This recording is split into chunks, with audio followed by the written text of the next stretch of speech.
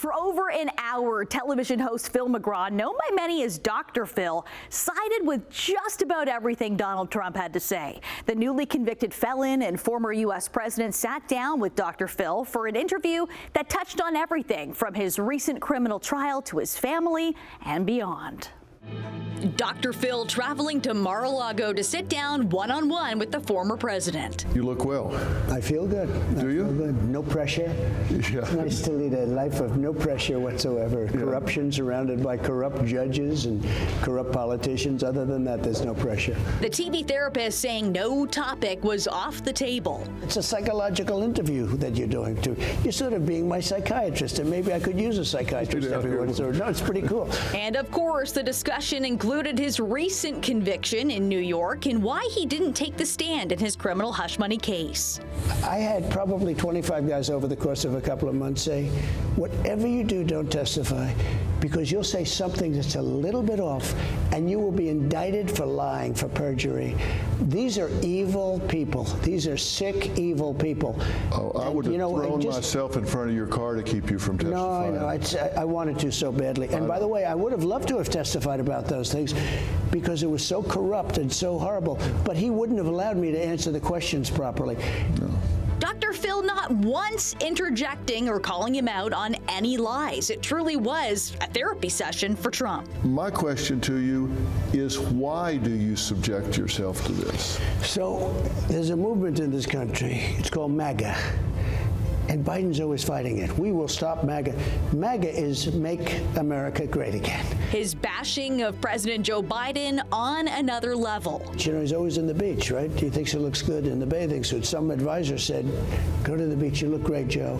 And he can't even lift the chair, which weighs about 6 ounces. You know, those chairs that you can lift. They're meant for children and old people to lift. So Joe is in the sand, and he's in the beach, and he's totally decimating everything that we built. One of the clips making the rounds, Trump's fear of an imminent world war. Our country's in tremendous danger of World War III. Our country's, you look at what's going on with Ukraine now, you see what's happening, where they're talking about nuclear. They're bringing out the N-word, as I say.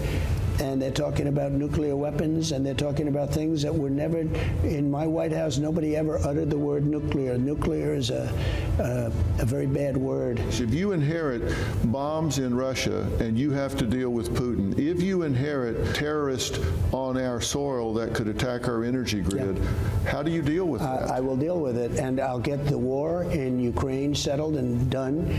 By the time I get to office as president-elect, I will get it done. How exactly? We don't know. Dr. Phil didn't follow up on that one, but Trump even had Oprah trending after this interview. Oprah liked me so much, and, you know, I haven't spoken to her, I think, since. But she's a good person. Please give her my regards. If Dr. Phil wasn't a MAGA supporter before, it's certainly looking that way now. You've taken every shot you can imagine. You've been criticized, attacked, called every name in the book, not campaigning Donald Trump, just real Donald Trump. How do you deal with that stress in your most private moments? So, 2 things. Number 1, I don't like thinking about it. Out of sight, out of mind. I don't know if that makes sense to you. I don't want to think about it. Number 2, I have tremendous support. I have the people's support.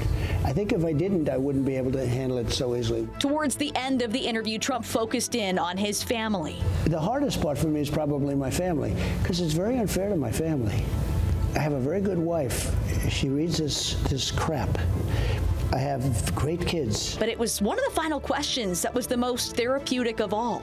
Every situation needs a hero. What a great opportunity to step up and say, you know what, it stops here, it stops with me. I think you'll be impressed. U.S. voters will make their decision on November 5th. And Dr. Phil isn't the only famous face talking about Trump this week. At D-Day commemorations in France, actor Tom Hanks shared his thoughts on a possible Trump victory in November. Do you worry about the United States in terms of its commitment to democracy and freedom and everything these people died for, if there's another Trump presidency? I think there's always reason to be worried about the short term, but I look at the longer term of what happened. I think there is a ongoing look.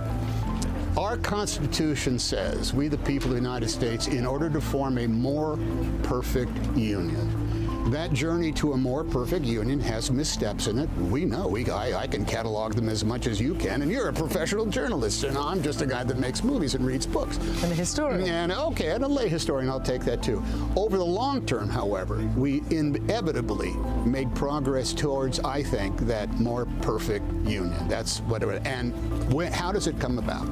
It comes about not because of somebody's narrative of who is right or who is a victim or not. It comes out of the slow melding of the truth to the actual practical life that we end up living.